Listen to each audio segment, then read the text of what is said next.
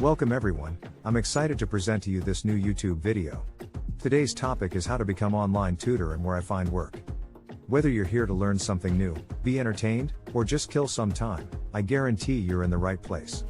In this video, we'll be exploring how to become online tutor and where I find work, and I can't wait to share my thoughts and insights with you. So sit back, relax, and let's dive into the world of online tutors together.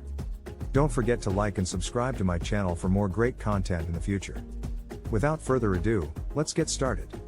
Becoming an online tutor can be a great way to share your knowledge and expertise with others while earning money from the comfort of your own home.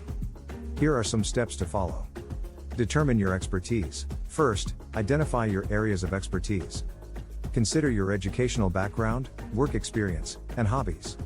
Choose a platform. There are many online tutoring platforms where you can offer your services, such as TutorMe, Chegg, Wizant, and Preply. Choose one that aligns with your expertise and has a good reputation.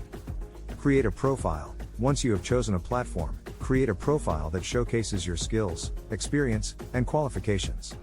Make sure to include a professional profile picture and a clear description of your services.